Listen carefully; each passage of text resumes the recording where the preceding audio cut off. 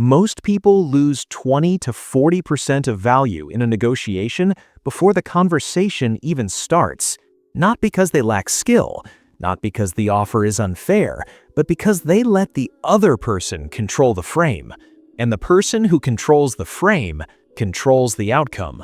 Today, you're going to see how top negotiators consistently extract 40% more value, not by being aggressive, not by being manipulative, but by subtly redefining reality inside the room.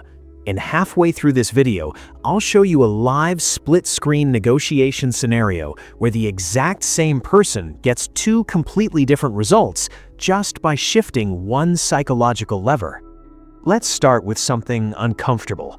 Imagine you're asking for a raise. You walk into your manager's office already thinking, "I hope this goes well."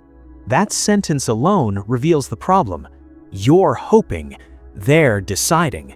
You've unconsciously framed them as the authority and yourself as the applicant.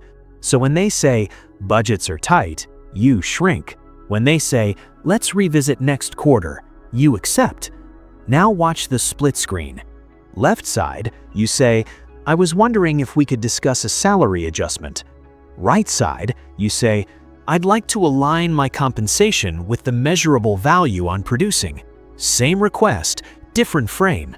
On the left, it's a favor. On the right, it's alignment. Top negotiators understand one brutal truth. People don't negotiate numbers, they negotiate narratives. The frame is the invisible story that defines what the conversation is about. If the frame is you asking for more, you're defending. If the frame is ensuring fair exchange, you're collaborating. And here's where it gets interesting. Most people think negotiation is about pushing harder. It's not. It's about redefining what normal is inside the conversation.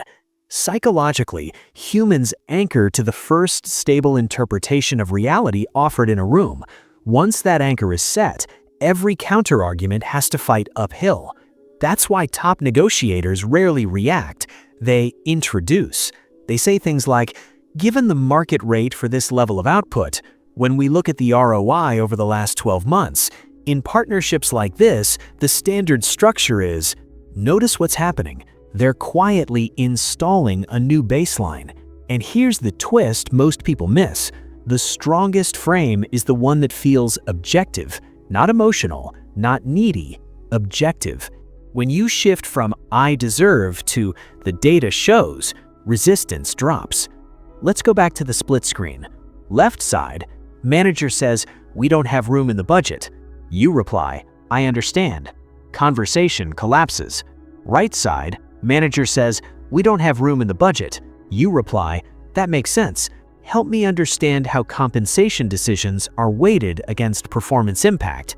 Now you're not arguing, you're reframing. You've moved the conversation from scarcity to criteria, and when you control the criteria, you control the path to value. This works in deals too. Say you're negotiating a freelance contract. If you focus on price, you lose. If you frame around outcomes, you win. Instead of focusing on the upfront fee, let's look at what a 10% lift in conversions means for your annual revenue.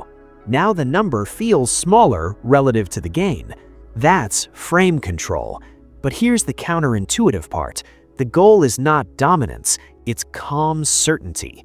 When you rush, over-explain, or justify too much, you signal low leverage. Silence is power. After stating your frame, pause. Let it sit. People feel psychological discomfort in silence and often fill it by conceding or revealing more information. Now let's make this practical. First, define the narrative before they do. Enter conversations with one-sentence frame. This is about aligning value, not asking for more. Second, anchor to standards, market rates, performance metrics, industry norms. Objective beats emotional. Third, ask calibrated questions. How do you typically evaluate impact? Questions shift you from defensive to strategic. Fourth, use contrast. Present a higher reference point first. Humans compare, not calculate. Fifth, slow down. Speak 10% slower than feels natural. Calm signals confidence. And here's the deeper insight. Negotiation isn't about extracting money, it's about positioning yourself as a high-value asset. When you control the frame, you subtly communicate, "I am not here to convince you I'm worthy. I am here to determine if this exchange makes sense." That shift changes your posture, your tone, your leverage. And leverage is psychological before it's financial. Most people walk into negotiations trying to be liked. Top negotiators walk in prepared to be respected, because respect doesn't come from force, it comes from clarity.